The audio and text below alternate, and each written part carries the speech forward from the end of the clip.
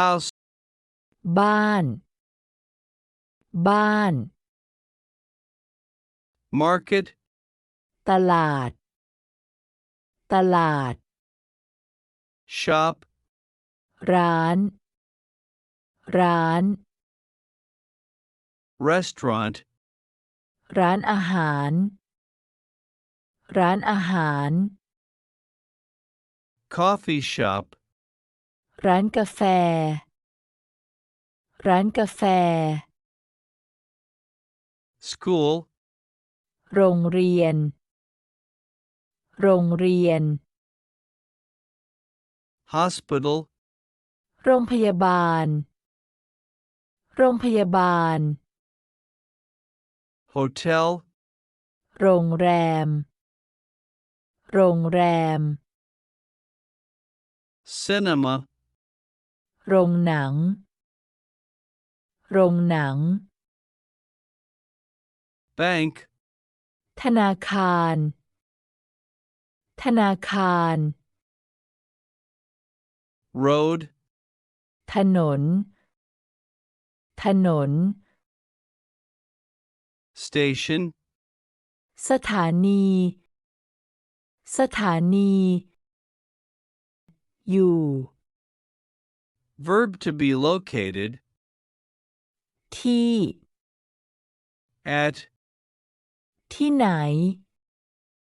where ที่นี่ here ที่นั่น there ที่โน่น over there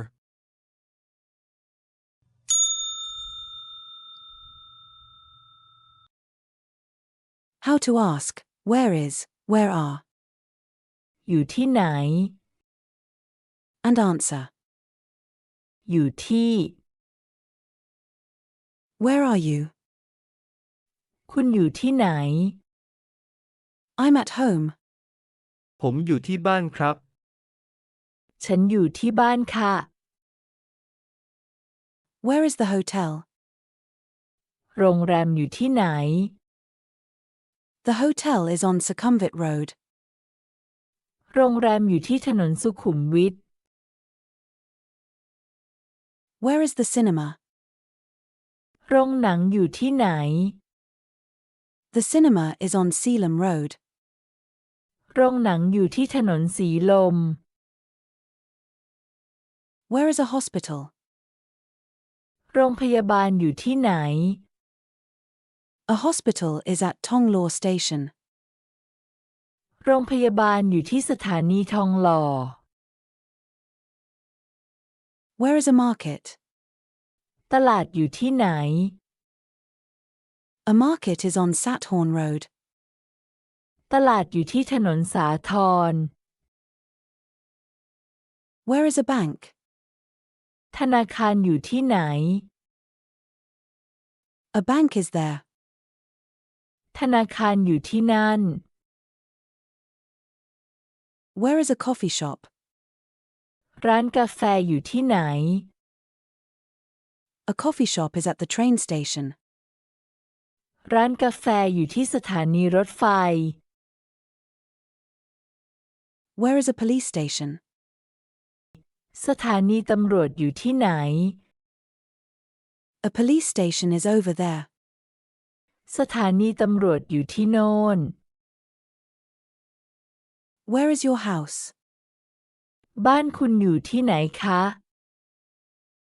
My house is here. บ้านฉันอยู่ที่นี่ค่ะ My house is in Bangkok. บ้านผมอยู่ที่กรุงเทพครับ